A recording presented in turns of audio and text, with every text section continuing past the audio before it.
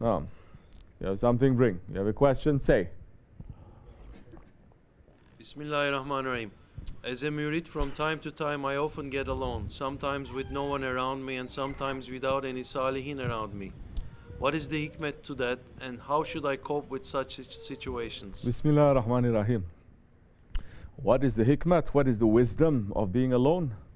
There's so much wisdom to being alone. So many times the wisdom comes because you are alone. Especially in these days, so many times you are not alone. So many times you are in company, but majority of that company is not the company of the Saliheen or the company of the awliya Allah, the company of Allah. So many times it's the company of the ego and shaitan. So, if you're given a choice whether to be alone and to think about your Lord, to be with your Lord and His Prophet, to be with your Shaykh, or to be in the company of people that is going to pull you away from Allah and your Shaykh, take your pick which one you want to do. This is a phase you're going through. How you think the Sahabe Kiram they felt. Remember, not all Sahabis, they were all living in Medina. There were some Sahabis that they were only one person in the whole tribe and no one is accepting. There are some Sahabis that were sent by the Prophet ﷺ to leave everything and to go to a strange land and to bring Islam. And maybe some for years they're just sitting there entirely alone, completely alone. What you've gone through, so many have gone through. What you've gone through, I've gone through. And every single one of us, if we're walking this way properly, will go through. You understand that, a little bit of that loneliness. Now you understand a little bit how alone you are, how alone you were, and how alone you will be. You were born in this world alone. You will die alone. You're not going to be with no one. Your family, your loved ones, no matter how much they love you, once you finish, you die, especially after they bury you, they leave.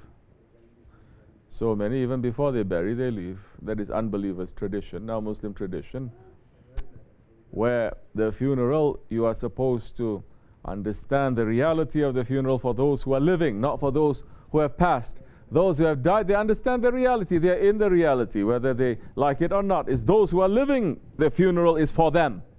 Funeral is not for the dead, it is for the living. For us to understand this world, it is a lie. Islamic way, alhamdulillah, what we're doing here in the Dergah. We take the shovel, we dig the dirt, and we put it in. You're digging and you put it in. It is some work. It is not a ritual. It is work. You sweat. You understand. You are coming from this dirt. You are made from this dirt. And you're going back to this dirt. What other reminder do we need that is more direct than that? Isn't it? You're not talking. You are digging this dirt. You are from it. You are going back to this dirt. From dirt to dirt. What am I? Why I am living in the face of this earth like a Firaun. So you're alone. But if you're with Allah, you're not going to be alone. If you're with the Prophet ﷺ, you're not going to be alone. If you are with your Shaykh, you are not going to be alone, although for some time you feel that there's no one around you to share. Don't worry. They are with you. Like I said before, they are testing you. The way that they tested so many Saliheens before you, so many awliya Allah, so many prophets, so many Sahabis that they test. If you are strong and you hold on, believe me, soon you'll find 1, 2, 3 around you. And that is enough.